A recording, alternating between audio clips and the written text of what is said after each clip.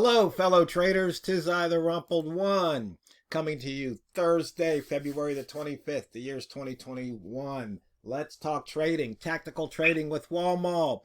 Just so you are aware, these videos are for educational purposes only. Your results may differ from mine and from Walmal's. Walmal, past couple of days, I talked about tactical entries and tactical exits, and people were asking about you, so how about you share your take on tactical trading with the traders out there?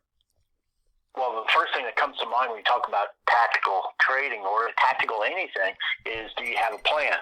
You know, when you're going to go, anything you do in life, if you're going to go into business, if you're going to go in, anything that comes along, you have to have some type of plan in place as to what you're going to do. Do you have a roadmap?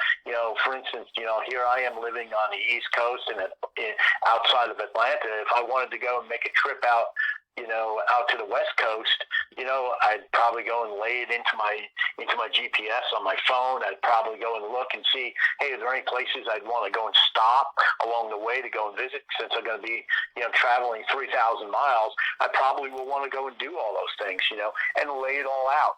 Have a place where I can go and rest, have a place where I can get food, make sure I'm not taking a route where there's no fuel, so you want to go and do all those things. And, when you're trading, did you do that? Did you do that due diligence? Did you go and look, out? I know you've got a template and indicators out there, TRO, for, this idea of I think you call it a GPS, which basically just tells you where the market's been over the last whatever period of time you set it to.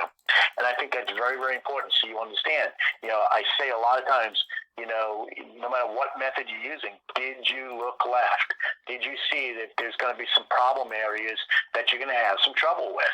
Yes or no? And if you did, then if you did that, that certainly probably could go and help you along in terms of, do I get into the trade or do I get out of the trade now? And one of the things that I did today, just is actually this current hour, whatever it is on your server. I'm not sure what time it is on your server, Tiro, but, I went and took a Walmal trade. I took it to the south. And to be honest with you, my button on the south, my close button was pretty close because, meaning that I wanted to get out of the trade pretty quickly. And the reason why is because it's been having a lot of problems around that 40 line, the 41.40 line on the pound dollar today. And I knew it would pull away from it 4 or 5 pips and then would bounce back off in the other direction. And so I was pretty trigger happy in terms of getting out. And what I did was I went in and I took the short, went across the 40 line. And as soon as it crossed it and I was up about 4 pips, what I did was I just partially closed. I closed half my trade.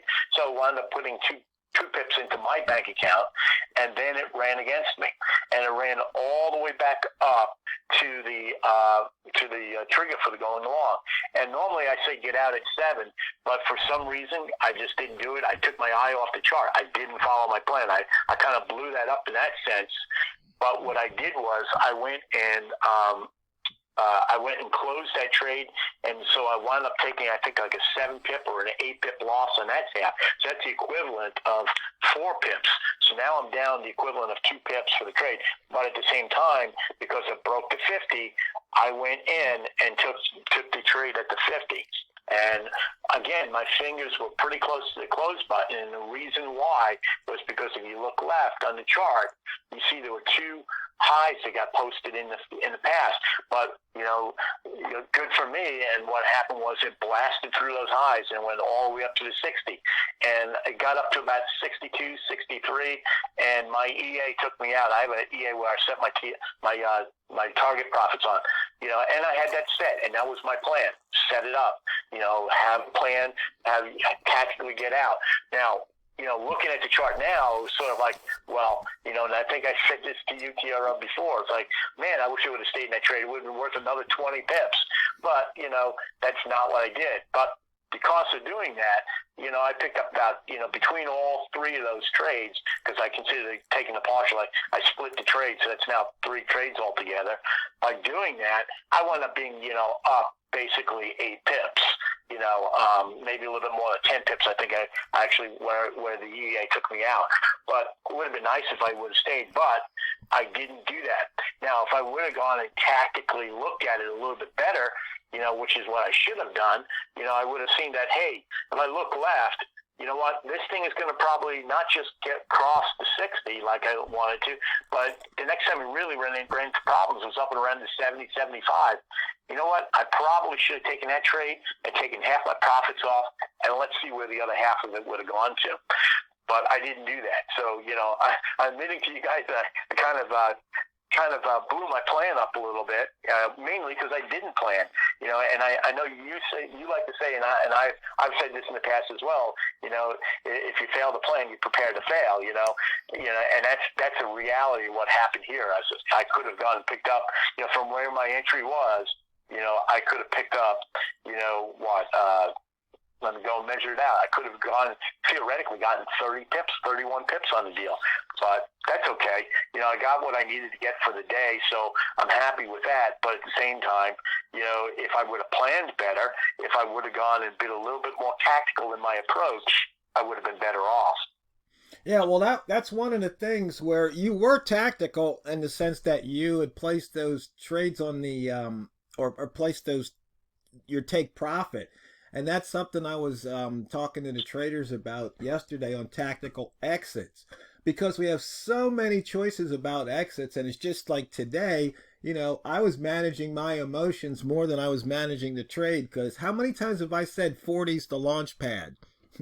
I was in at 40 something and I got out right before 50. And knowing that it's the launch pad, I'm kicking myself. I should have just sat back and just watched it. I should have just sat back. And not only because it was the launch pad on my chart, this is the start of a new H4 candle.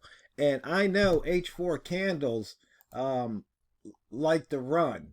They have a huge range, and they have, so if you're above the open on an H4 candle, if you can, just stick in it and see how far it takes you. And if you're below the open on the H4 candle, the same thing. So you can see here, we were right around the pivot here on this H4 candle. It dropped below, hit the bottom of that central pivot zone, and then turned right around and shot up. So yeah, so you're not the only one kicking yourself on this trade. Right. And the thing is, it's sort of, tactics, what they come down to, it's like anything else, I like to cook. It's one of the things I really enjoy doing. It's something for me that's very, very peaceful for me. It's something that takes my mind off of the problems of the world. And, if you go and open up your knife drawer, you'll notice that if you're in the kitchen, you've got multiple different types of knives. And why are there so many different knives? Because there are just different things that you need to cut. You're cutting vegetables, you use one type of knife. If you're, cutting, meat, you're using something else. And so the thing is, part of tactics is saying, okay, I got a tool full of drawers. How am I going to go and actually use them? How am I going to pull the right tool out of the drawer and use it? And sometimes, of course, you're going to pull the wrong knife out of the drawer because you're just not paying attention, or something else goes wrong, or you just say, you know what, I can still do it with this, and usually it's just not as good, And the reason why I say it is because, when I got out of my profit on the bottom, I probably, if somebody could go and say, well, you should have just taken your full 4 pips and just been done with it, well, yeah, that's hindsight. That would have been nicer. But at the same time, my tactic on that was that, I felt that 40 line was going to get broken and go all the way down, because if that got broke, and it broke it cleanly, it was going all the way back down to 20. So I had an idea by looking to the chart to the left that there was a good chance of that happening. So I just want to take that chance.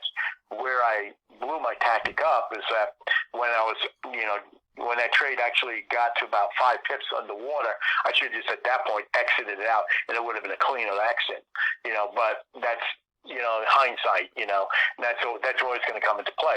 But the tactic that I used there was that, hey, if this thing goes, I'm talking about, on that half trade, it would have been the equivalent of picking up another 10 pips.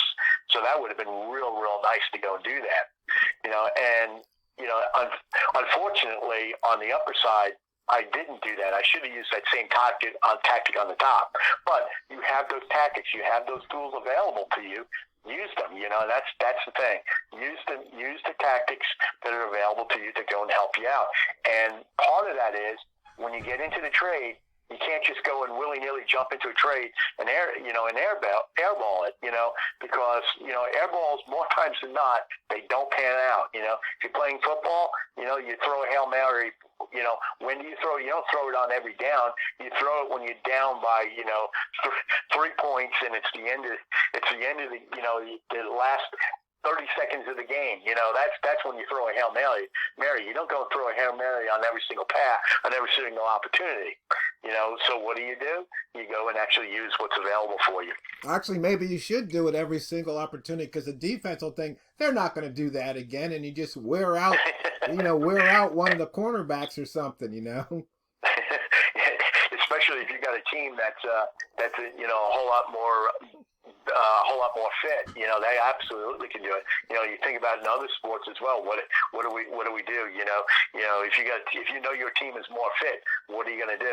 You're going to run because that's going to go and that's going to wear the other team down. I mean, yeah, think about it. If you've got 3 fast, wide receivers, you put one on the left side.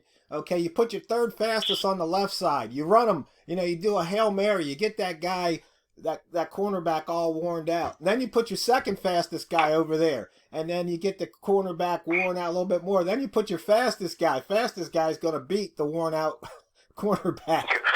Yeah, exactly. And that's a tactic of playing football. And that, now obviously we're not playing football when we're going and trading, but I think there's something that we can go and gain from that, and that is that we have tools in the drawer. Pay attention to what the market's doing and make money off of it. Last hour, not this hour, but the last hour, what I saw was that every time it crossed that 40, it would cross the 40 for 5, 6 pips, 7 pips sometimes, and then it would come right back. So what was I doing? As soon as it crossed the 40, I would jump in, and I was playing it safe, take 3 pips. And then when it looked like it was going to come back to the 40, I'd jump the other way and go back towards the 40. And I just did that back and forth. And obviously that's scalping. But why did I do that? Because I saw it doing it consistently back and forth for, a good period of time. So why not go and do it? Take advantage.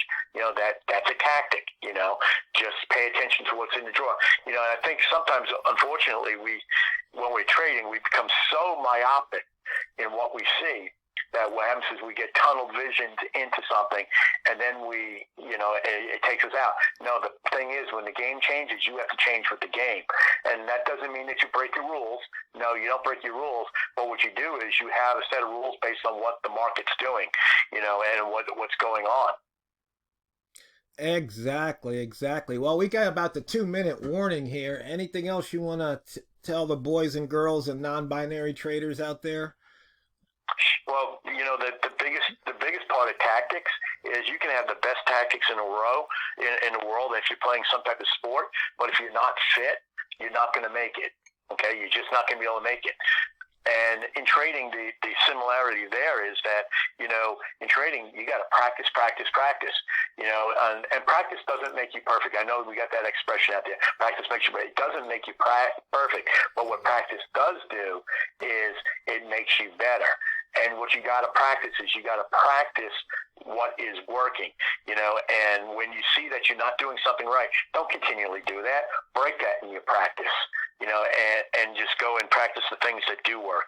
I know TRO and I have been playing around with a new way of doing some things, and what I've been playing around with is that sometimes when I find myself like, okay, I know that doesn't work. Why did I go and do that again? I'm in the and I do it anyway, and sometimes I get rewarded, but most of the time I don't. Okay, so that's it. The fastest 15 minutes in trading is up. So fellow traders, I hope Walmal was able to give you something that you can use when you're trading, because remember, when you sit down at your trading platform It's not what you trade, it's how you trade it. So go out there and drain the banks. This is the Rumpled One, over and out.